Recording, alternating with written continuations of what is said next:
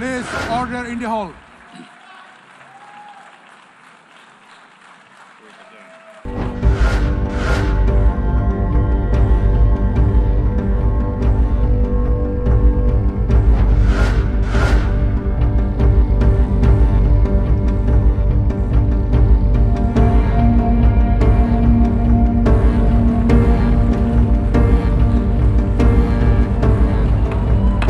Please, order in the hall. Please, order in the hall.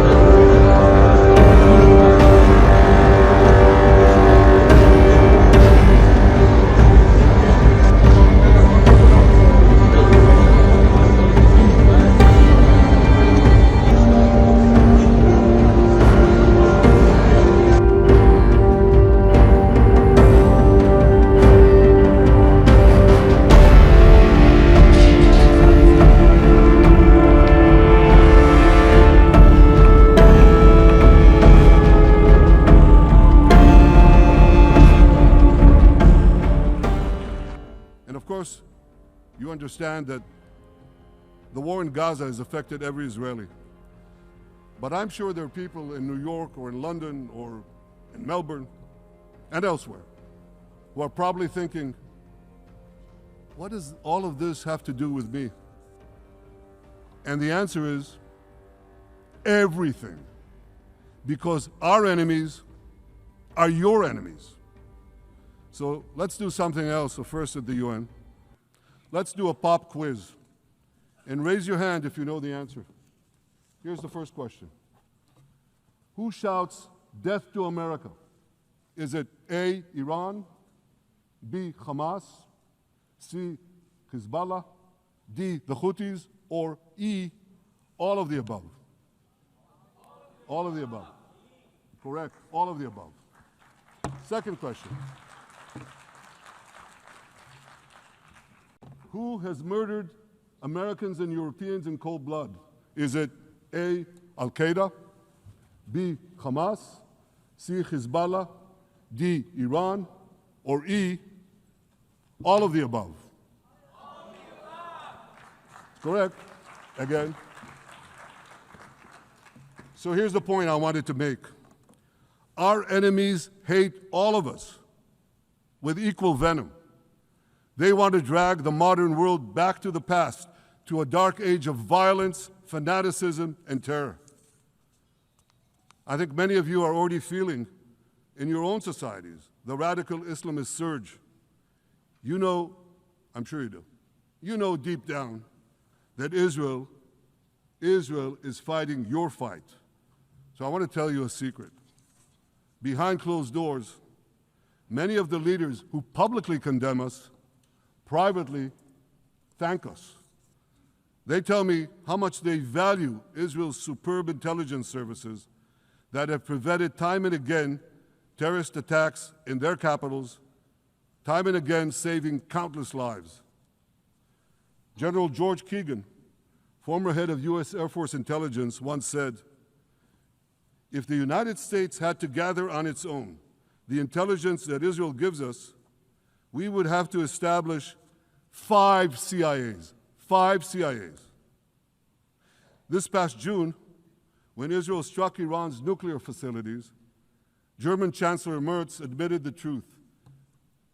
He said, Israel is doing the dirty work for all of us.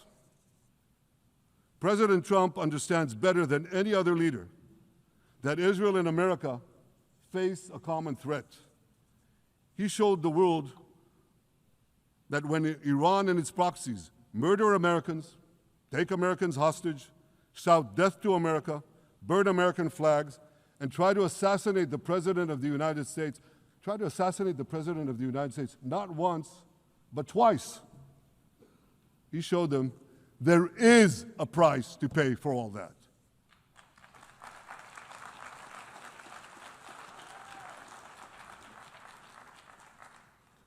But regrettably, many leaders who are represented in this hall, they send a very different message. Sure, in the days immediately following October 7th, many of them supported Israel. But that support quickly evaporated when Israel did what any self-respecting nation would do in the wake of such a savage attack. We fought back. Now just imagine, just sit back for a second and imagine an attack against America proportioned to the attack against Israel on October 7th. Imagine a regime, a terror regime, dispatching thousands of terrorists to invade the United States. They massacre 40,000 Americans. They take 10,000 Americans hostage. What do you think America would do? You think America would leave that regime standing? You don't think that. No way, not a chance. The United States would wipe out that terror regime and ensure that such savagery would never threaten America again. This is precisely what Israel is doing in Gaza. We're wiping out the terror regime of Hamas and ensuring that this savagery will never threaten Israel again. That's what we are doing. That's what any self-respecting government would do.